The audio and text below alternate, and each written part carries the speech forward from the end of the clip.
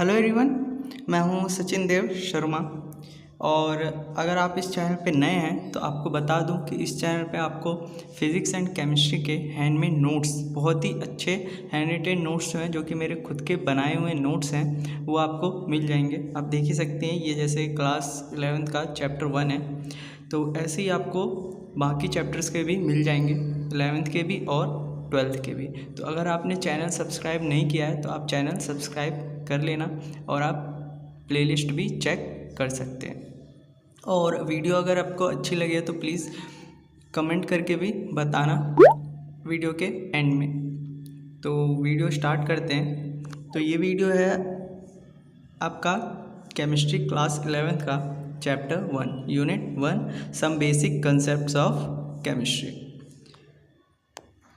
तो पहले इसका डेफिनेशन देखते हैं। Chemistry is defined as that branch of science which deals with the study of composition, structure and properties of matter and change in matter under different conditions and the laws which defines this changes. तो chemistry को कैसे define करते हैं? ये branch of science है, science की एक branch है जिसमें हम डील करते हैं स्टडी ऑफ कंपोजिशन की, स्ट्रक्चर की एंड प्रॉपर्टीज ऑफ मैटर की, या फिर चेंज इन मैटर में अंडर डिफरेंट कंडीशंस में, and the laws which defines this change, और उस चेंज को कौन से लॉज डिफाइन करते हैं। उसके बाद है इम्पोर्टेंस ऑफ केमिस्ट्री।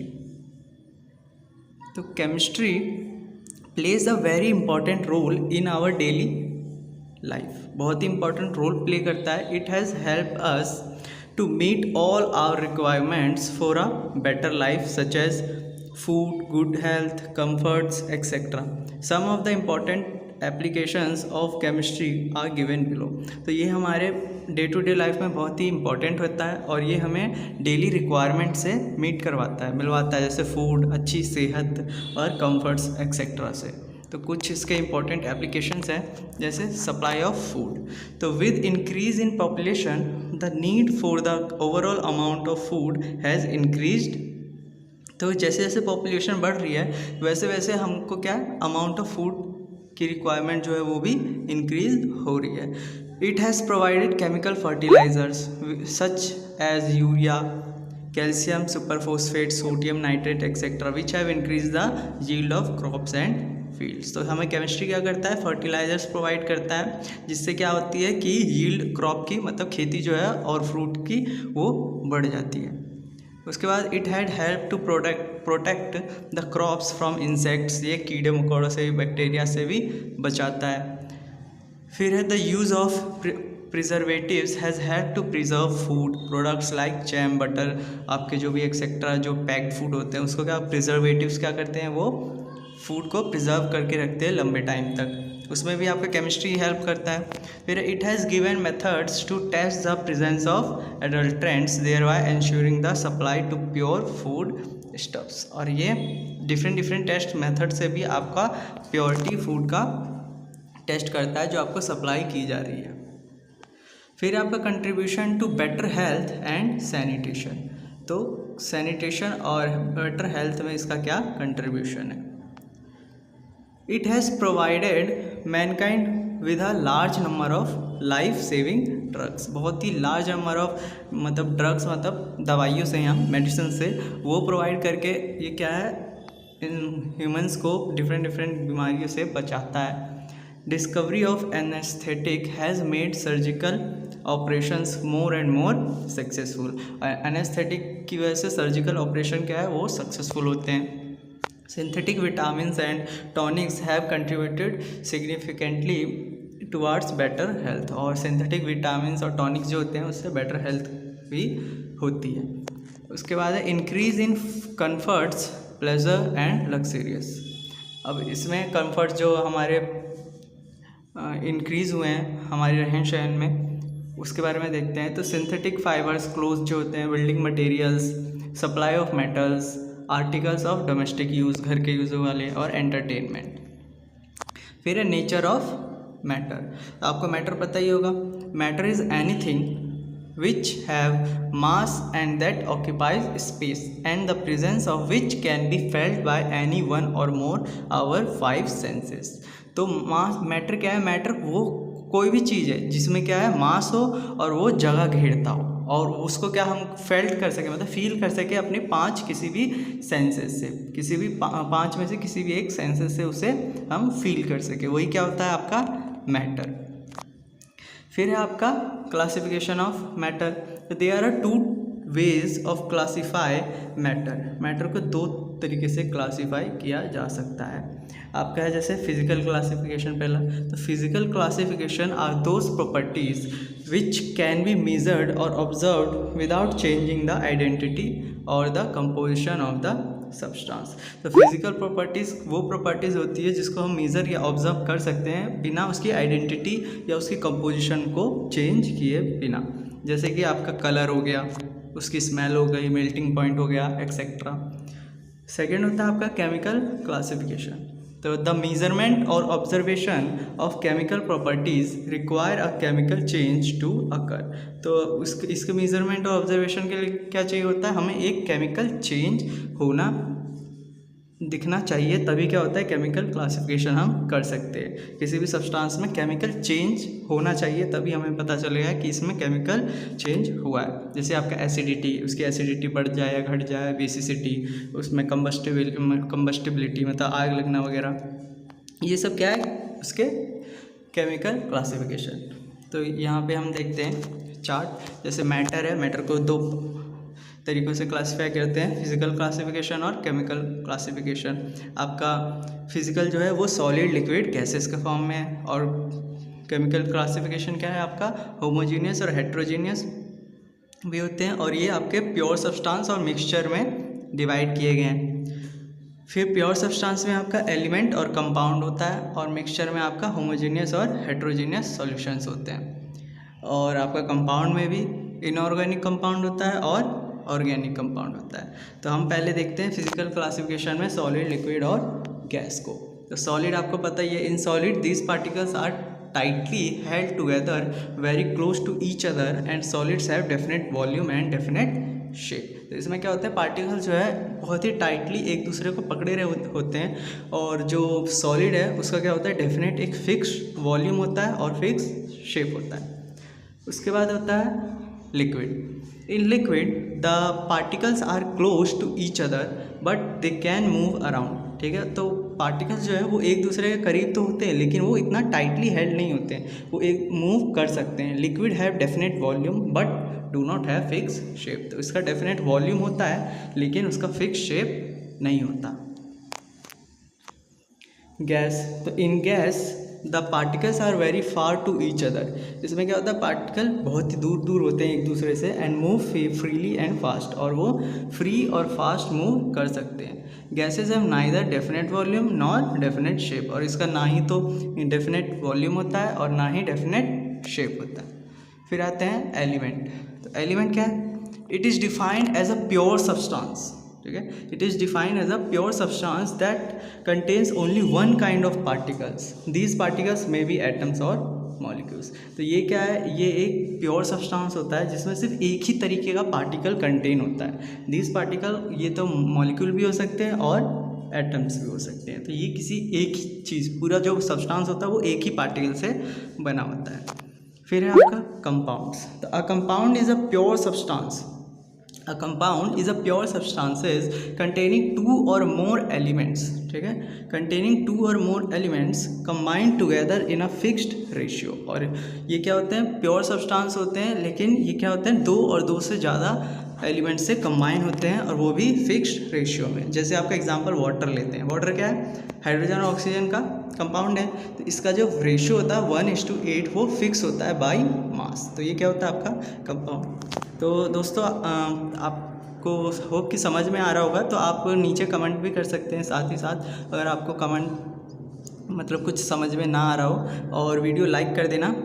और इसमें मैंने सब कुछ कवर किया है, आप देख ही रहे होंगे, सब कुछ मैं आपको बता रहा हूँ। पूरा सिलेबस मतलब पूरा जो आपका चैप्टर 1 है वो पूरा इसमें कवर है मेरे नोट्स में, तो देखते रहने ये वीडियो।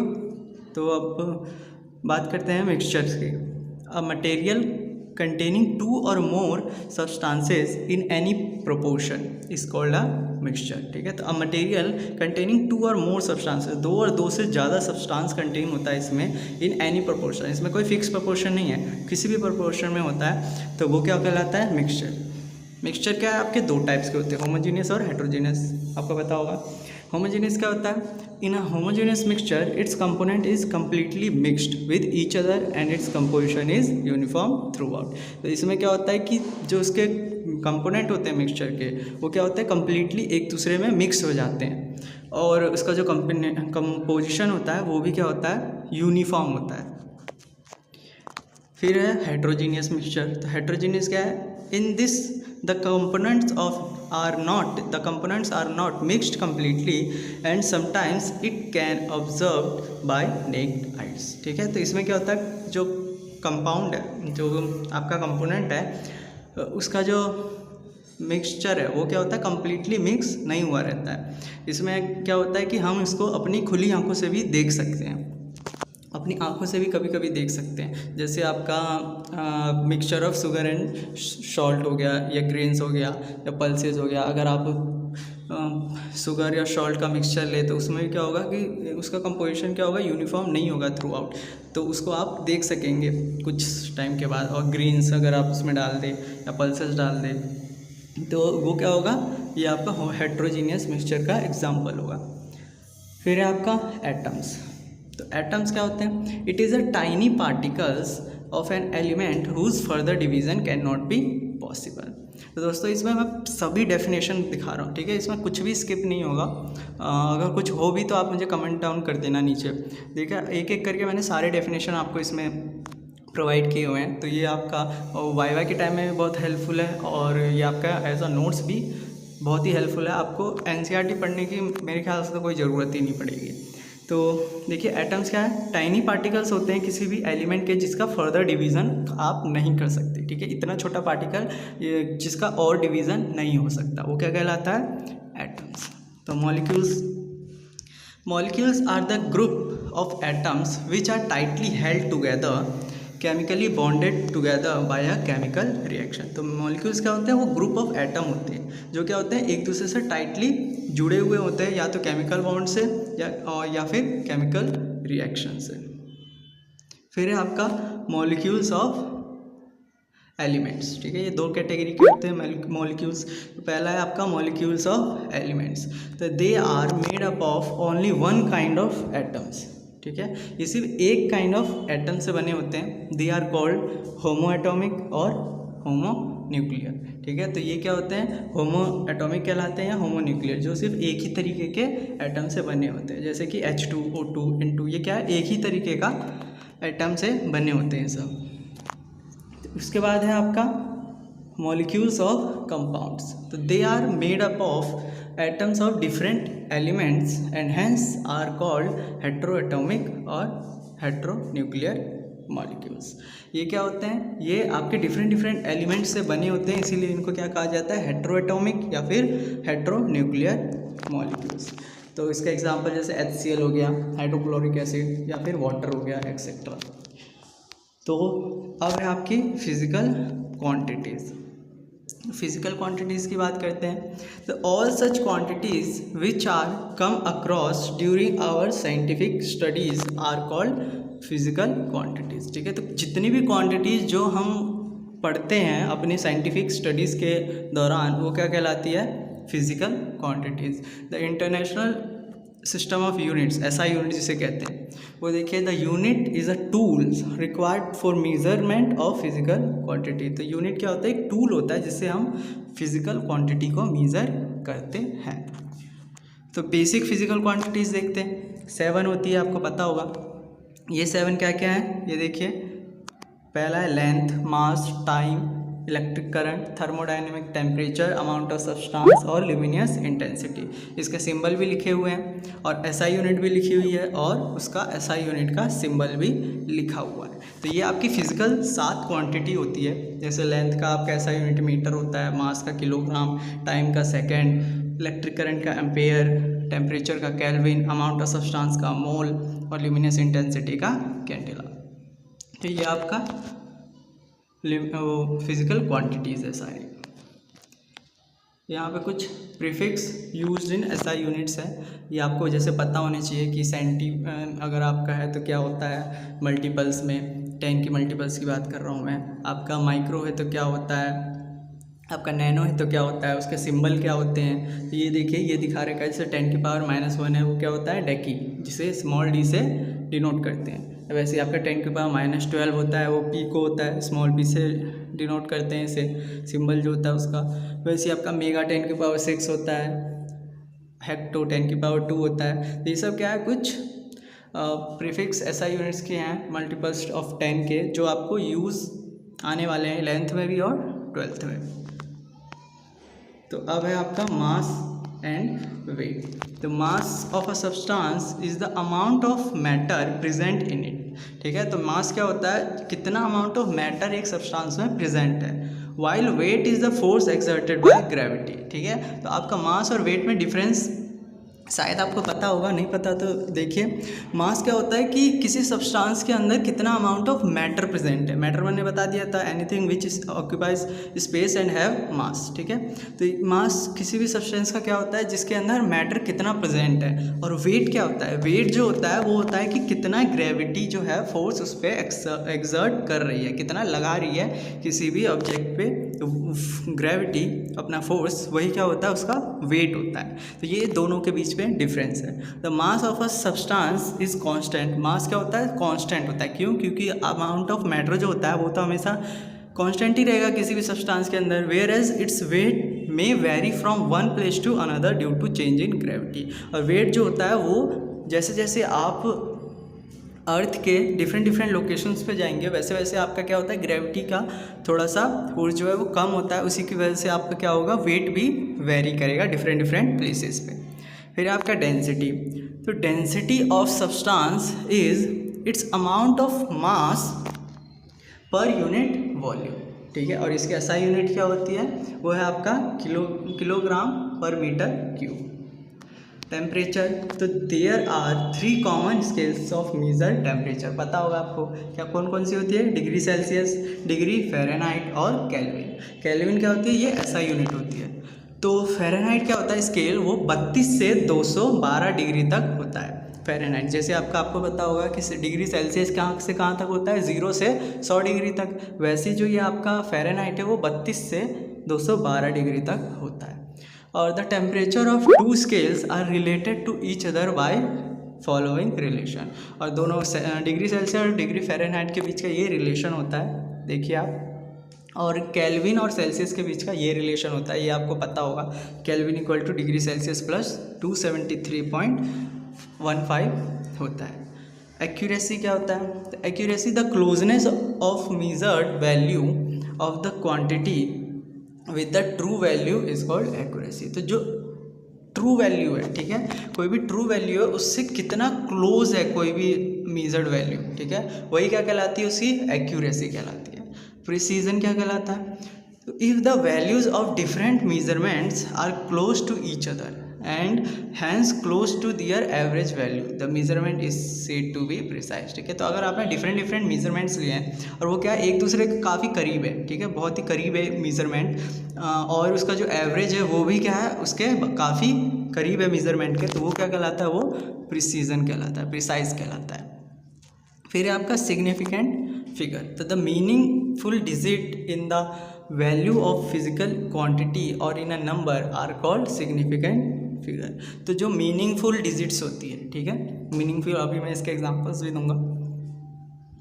तो जो मीनिंगफुल डिजिट्स होती है वही क्या कहलाता है, आपका सिग्निफिकेंट फिगर कहलाता है। तो rules of determining the number of significant figures, तो कैसे आप पता लगा सकते हैं कि सिग्निफिकेंट फिगर इसमें कितने हैं या कैसे हैं। तो पहला जो रूल होता है कि all non zero digits as well as the zero between the non zero digits are significant. ठीक है, तो जितने भी नॉन ज़ीरो डिजिट्स होते हैं, ठीक है, और चाहे zero between the non zero digits, चाहे मतलब जीरो भी हो किसी नॉन ज़ीरो से मतलब समझ रहे हैं ना, 1 2 3 4 5 ज़ीरो छोड़ के सारे नॉन ज़ीरो होते हैं, तो वो क्या होते हैं, सारे आपके सिग्निफिकेंट फिगर्स होते हैं, और चाहे तो दो नॉन ज़ीरो के बीच में ज़ीरो भी आ जाए तो वो भी क्या कहलाएगा, सिग्निफिकेंट। जैसे एग्जांपल दे रखा है 467, इसमें कितने सिग्निफिकेंट फिगर्स हैं, 3, और 4006 है, ठीक है, इसमें क्या है, ज़ीरो भी है, लेकिन किसके बीच में, 4 और 6 के, तो ये कितने हो गए इसके सिग्निफिकेंट फिगर्स, 4, ठीक है, इसमें चारों सिग्निफिकेंट फिगर्स में गिने जाएंगे। और 2.05 है, ये भी क्या हो गए, 3 सिग्निफिकेंट फिगर्स हो गए। सेकेंड रूल है कि zeros to the left of the first non zero digit in a number are not significant, ठीक है, जो भी पहला आपका नॉन ज़ीरो डिजिट होगा उससे पहले के जितने भी ज़ीरो होंगे वो आपका नॉन सिग्निफिकेंट होगा। जैसे आपका 0.05 है, ठीक है, आपका नॉन सिग्निफिकेंट वो नॉन ज़ीरो कौन सा है, 5, उससे लेफ्ट में देखिए सिर्फ 0 है, तो वो क्या है, 0 को आप काउंट नहीं करेंगे। अब इसमें कितने सिग्निफिकेंट फिगर्स है, सिर्फ 1 जो कि है 5। सिमिलरली नीचे एग्जांपल है 0.0036, इसमें आपके सिर्फ 2 ही सिग्निफिकेंट फिगर्स है। उसके बाद है आपका third rule, if a number ends in zeros but these zeros are to the right of the decimal points then these zeros are significant, ठीक है। तो अगर कोई नंबर ज़ीरो से एंड हो रहा है but these zeros are to the right of the decimal, लेकिन वो क्या है, आपके डेसिमल के राइट में है, then these zeros are significant, तो वो क्या होंगे, सिग्निफिकेंट कहलाएंगे, ठीक है। जैसे आपका 5.0 है तो वो क्या है, 2 सिग्निफिकेंट फिगर है। 3.400 है, इसमें 4 है, और वहीं देखिए 0.0300 है, ठीक है, तो इसमें जो 3 से पहले वाले ज़ीरो है उसको काउंट नहीं करेंगे, सिर्फ 3 के बाद वाले ज़ीरो काउंट होंगे, ठीक है। तो इसमें कितने हो जाएंगे, 3 significant figures. If a number ends in zeros but these zeros are not to the right of the decimal point, these zeros may or may not be significant, ठीक है। अगर आपका कोई नंबर है ज़ीरो से एंड हो रहा है, ठीक है, ज़ीरो से एंड हो रहा है और वो क्या है, राइट पे नहीं है, डेसिमल के राइट साइड पे नहीं है, तो वो ज़ीरो क्या होंगे, वो हो भी सकते हैं और नहीं भी हो सकते हैं सिग्निफिकेंट, ठीक है। तो जैसे एग्जांपल देखते हैं, if a number is 20500 may have 3 और 4 और 5 सिग्निफिकेंट फिगर्स, ठीक है। तो इसी को हम 4 भी गिन सकते हैं, 3 भी गिन सकते हैं और 5 भी गिन सकते हैं। कैसे, ये देखिए, अगर मैं 20500 को 2.05 इंटू 10 की पावर 4 लिख दूं तो देखिए इसमें कितने सिग्निफिकेंट फिगर बन जाएंगे, 3। वहीं अगर मैं 2.050 लिख दूं तो और 10 की पावर 4, तो इसमें कितने बन जाएंगे, 4 सिग्निफिकेंट फिगर। वहीं मैं अगर 2.0500 लिख दूं तो इसमें 5 सिग्निफिकेंट फिगर्स बन जाएंगे, ठीक है। अब है आपका rules for determining the number of significant figures in answers involving calculation, ठीक है। कैलकुलेशन में कैसे पता करेंगे, तो the result of an addition और subtraction should be reported to the same number of decimal places as that of the term with least number of decimal places that the number of significants of different number have no role to play, ठीक है। तो इसमें देखिए, इसमें क्या बोला है कि जो रिजल्ट होगा एडिशन और सब्ट्रैक्शन का, ठीक है, वो क्या होगा कि same number of decimal place follow करेंगे as that of the term with least number of decimal places, ठीक है। तो and number of significant figures of the different numbers, तो अगर डिफरेंट नंबर्स है उसमें जो सबसे कम नंबर होगा डेसिमल के बाद उतने ही क्या करेंगे, वो फॉलो करेंगे और उतने ही सिग्निफिकेंट फिगर्स भी होंगे। आपको एग्जांपल से ज़्यादा समझ में आएगा। जैसे एग्जांपल देखिए, 3 नंबर को हमने ऐड किया 154.2 और 6.1 और 23, इसका आंसर कितना आएगा, इसका आंसर आएगा आपका 183.3, ठीक है, 183.3।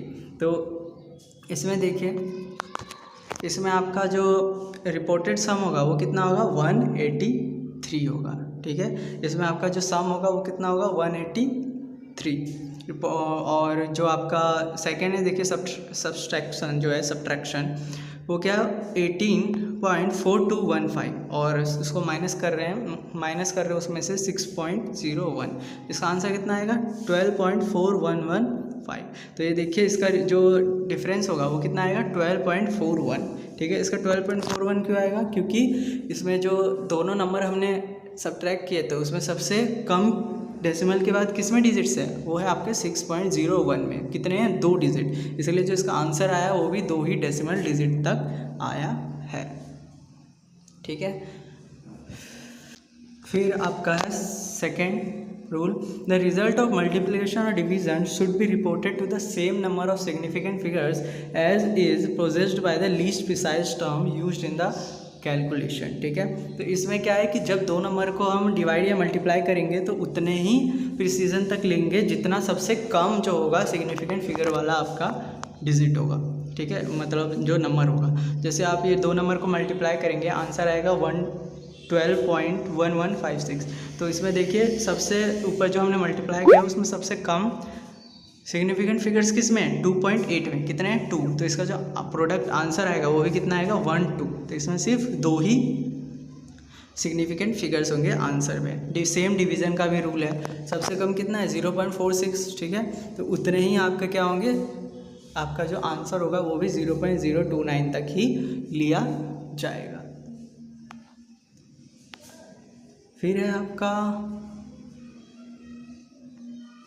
If a calculation involves a number of steps the result should contain the same number of significant figures as that of the least precise. ठीक है, अगर डिफरेंट बहुत सारी कैलकुलेशंस है इक्वेशन में, तो आपका सेम इसमें भी रूल है, जो सबसे लीस्ट प्रिसीजन होगा वही आपका फॉलो करेगा। और चाहे तो और इसमें ये भी ध्यान रखना है कि जितना पॉइंट के बाद सबसे लीस्ट आपका वो होगा डिजिट्स होंगे, वो भी आपको ध्यान रखना है। ठीक है, जैसे यहाँ देखिए सबसे कम कितना है, 4 है, आपको दिख रहा होगा, लेकिन जो इसका आंसर होगा वो 0.77 होगा। क्यों होगा, क्योंकि इसमें देखिए 0.34 है और बाकी ऊपर में पॉइंट के बाद 3 और 5 डिजिट्स है, लेकिन 3-4 में सिर्फ 2 है। तो आपको जो आंसर है वो भी 2 डिजिट तक लिखना पड़ेगा।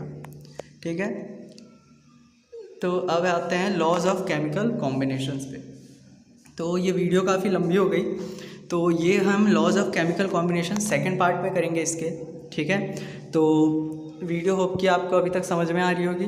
आप कमेंट डाउन कर सकते हैं कि कैसी लगी है वीडियो, और इसको शेयर करें। चैनल अभी तक सब्सक्राइब नहीं किया है तो सब्सक्राइब कर ले चैनल, और वीडियो को प्लीज़ लाइक कर देना ज़रूर, और शेयर करो दोस्तों के साथ।